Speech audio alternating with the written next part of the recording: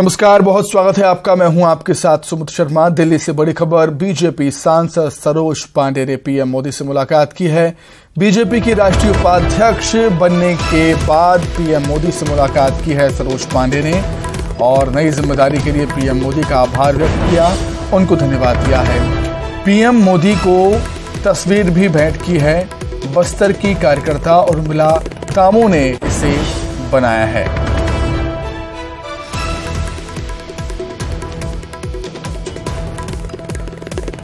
तो तस्वीरें भी सामने आई हैं। सरोज पांडे ने पीएम मोदी से मुलाकात की। राष्ट्रीय उपाध्यक्ष बनाए जाने पर उन्होंने आभार व्यक्त किया है पीएम मोदी का। नई जिम्मेदारी मिलने पर धन्यवाद दिया है। पीएम मोदी को तस्वीर भी भेंट की है, जो कि बस्तर की कार्यकर्ता उर्मिला कामो ने अपने हाथों से जिसे बनाया है, उस तस्वीर को भेंट किया है पीएम मोदी को।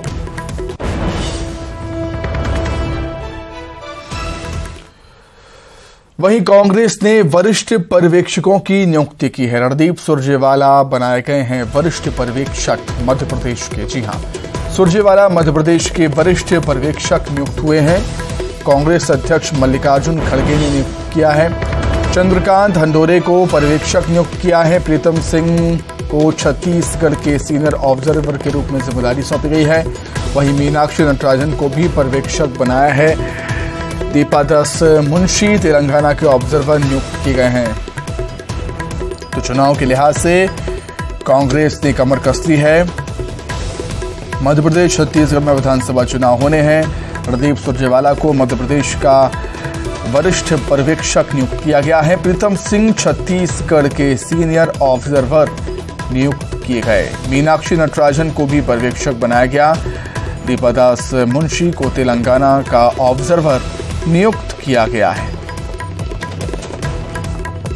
तो जिन जिन राज्यों में विधानसभा चुनाव होने हैं, उन राज्यों के लिए कांग्रेस ने कमर कस ली है। अब सीनियर ऑब्जर्वर भी नियुक्त कर दिए हैं कांग्रेस ने, चाहे वो तेलंगाना की बात हो, मध्य प्रदेश की बात हो या छत्तीसगढ़ की।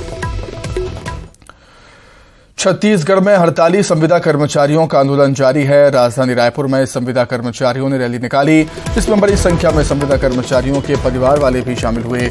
रैली में महिलाएं, बच्चे, बुजुर्ग भी शामिल हुए। आपको बता दें, नियमितीकरण समेत कई मांगों को लेकर संविदा कर्मचारियों की हड़ताल 3 जुलाई से लगातार जारी है। 90,000 माँ बाप लोग उनके ऊपर भरोसा थे, ऐसा हमारा विश्वास है, आशा है तो भरोसा।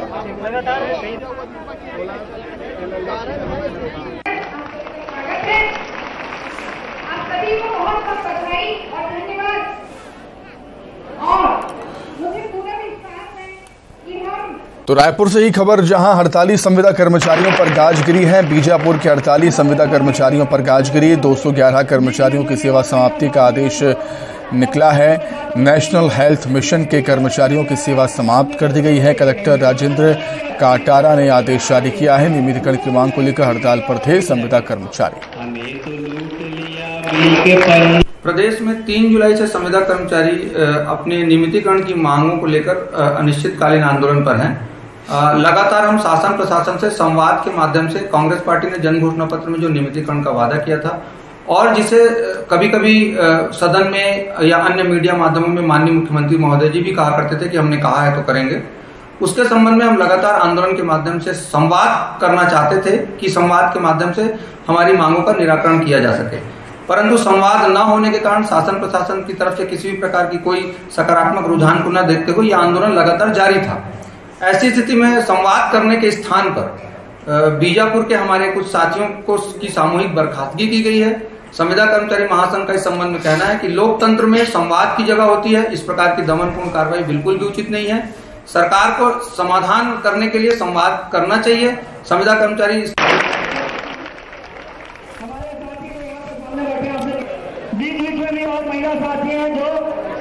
तो 3 जुलाई से लगातार हड़ताल पर हैं संविदा कर्मचारी, लेकिन बीजापुर में कुछ संविदा कर्मचारियों पर गाज गिरी है। 211 कर्मचारियों की सेवा समाप्ति का आदेश जारी कर दिया गया है। नेशनल हेल्थ मिशन के कर्मचारियों की सेवा समाप्ति का आदेश जारी हुआ है।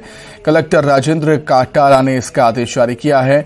नियमितीकरण की मांग को लेकर 3 जुलाई से संविदा कर्मचारी हड़ताल पर हैं और आज अपने परिजनों के साथ रैली निकाली थी। रायपुर में संविदा कर्मचारियों ने हालांकि सरकार की सख्ती का कोई असर उन पर नजर नहीं आता है। एस्मा लगा दिया था, अल्टीमेटम दे दिया था सरकार ने, लेकिन फिर भी संविदा कर्मचारी अपनी मांगों पर, अपनी बातों पर अड़े हुए हैं। उनका कहना है कि हमें तो पहले से ही इस्तीफा दे दिया है और नियमितीकरण समेत कई मांगे हैं। ये तस्वीरें आप देख सकते हैं। प्रदर्शन आंदोलन कर रही महिलाओं को अपने बच्चों के साथ वो आंदोलनरत हैं और आज तो बच्चे, बुजुर्ग और महिलाएं भी इस प्रदर्शन में शामिल हुए थे। मतलब जो संविदा कर्मचारी हैं उनके परिजन शामिल हुए थे। अधिक जानकारी के लिए हम बातचीत करेंगे। सहयोगी तनु वर्मा हमारे साथ जुड़ गई हैं। तनु, जो संविदा कर्मचारी हैं संवाद से समाधान की उम्मीद रख रहे हैं, लेकिन संवाद हो नहीं पा रहा, सरकार और सख्त हो रही है इस पर। तनु। जी बिल्कुल, देखिए 3 जुलाई से प्रदेश भर के 45,000 संविदा कर्मचारी अनिश्चितकालीन हड़ताल पर हैं। विभिन्न चरणों में संविदा कर्मचारियों के द्वारा हड़ताल कर सरकार को घोषणा पत्र में किए वादों को याद दिलाने की कोशिश संविदा कर्मचारियों के द्वारा की जा रही है और संविदा कर्मचारी जो है लगातार संवाद करने की कोशिश भी सरकार से कर रहे हैं, लेकिन अभी तक संविदा कर्मचारियों की मांगों को लेकर ना तो कोई सहमति बनी है, ना ही सरकार उनका संवाद हो पाया है। इसी बीच आज संविदा कर्मचारियों ने अपने परिजनों के साथ में रैली भी निकाली थी और इसके बाद इसी बीच में बीजापुर में हड़ताली संविदा कर्मचारियों के ऊपर गाज भी गिरी है। नेशनल हेल्थ मिशन के 211 कर्मचारियों की सेवा की समाप्ति का आदेश निकाला गया है। इसके बाद भी सर्व विभागीय संविदा कर्मचारी के अध्यक्ष कौशिक तिवारी का कहना है कि जब तक उनकी मांगे पूरी नहीं होती है ये हड़ताल जो है अनवरत जारी रहेगा। आगे ये देखने वाली बात होगी कि आखिर इनकी मांगों को लेकर सरकार की ओर से सहमति बनती है कि नहीं, कि इसके बाद भी सरकार जो है और सख्त कदम उठाएगी। और इस पूरे मसले के बाद ये भी कहा जा सकता है कि अब आगे संविदा कर्मचारियों का जो ये हड़ताल है वो आगे और उग्र हो सकता है। जी ठीक है तनु, बहुत शुक्रिया जुड़ने के लिए, तमाम बातचीत के लिए आपका बहुत धन्यवाद। आगे बढ़ेंगे। रायपुर से बड़ी खबर, वी श्रीनिवास राव बने हैं प्रधान मुख्य वन संरक्षक। राज्य सरकार ने आदेश जारी कर दिया। 1990 बैच के IFS अधिकारी हैं वी श्रीनिवास राव। बड़ी खबर रायपुर से, वी श्रीनिवास राव प्रधान मुख्य वन संरक्षक बनाए गए हैं। राज्य सरकार ने इसका आदेश भी जारी कर दिया है। 1990 बैच के IFS अधिकारी हैं वी श्रीनिवास राव। वहीं राज्य प्रशासनिक सेवा के अधिकारियों के तबादले हुए, 23 अधिकारियों का ट्रांसफर हुआ है। कई जिलों के अपर और संयुक्त कलेक्टर भी बदले गए हैं। जनपद पंचायत के CEO का भी ट्रांसफर किया गया। रायपुर RTO शैलाब साहू को दुर्ग RTO बनाया गया है और चंद्रकांत कौशिक को दंतेवाड़ा अपर कलेक्टर बनाया गया है। ब्रजेश सिंह क्षत्रिय आयुक्त बिरगांव नगर निगम बनाए गए। अनुभव शर्मा को बिलासपुर RTO बनाया गया। वहीं सुकमा में नाबालिग से दुष्कर्म का मामला है। रबोर मामले में कल बंद का ऐलान किया है। BJP ने 1 दिवसीय बंद का ऐलान किया। कलेक्टर को राज्यपाल के नाम ज्ञापन भी सौंपा। घर में घटना में शामिल और लोगों के खिलाफ कार्रवाई की मांग की जा रही है।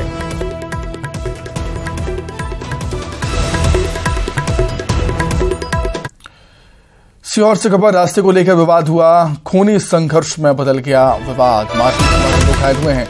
4 गंभीर घायलों को भोपाल भेजा गया है उपचार के लिए। दोनों पक्षों में जमकर लाठियां चली, धार हथियार से भी हमला हुआ। दोनों ओर से महिलाएं भी लड़ी हैं।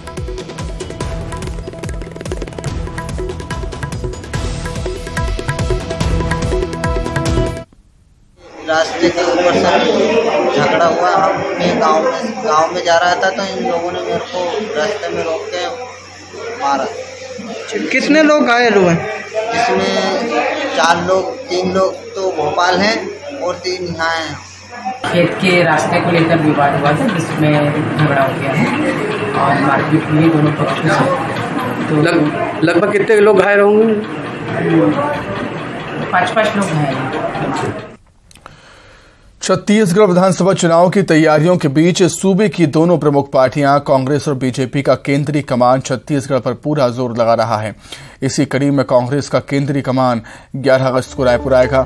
पार्टी के राष्ट्रीय अध्यक्ष मल्लिकार्जुन खड़गे मिनी माता स्मृति दिवस समारोह में शामिल होंगे, जबकि इससे पहले कांग्रेस नेता राहुल गांधी 9 अगस्त को छत्तीसगढ़ के दौरे पर आ सकते हैं।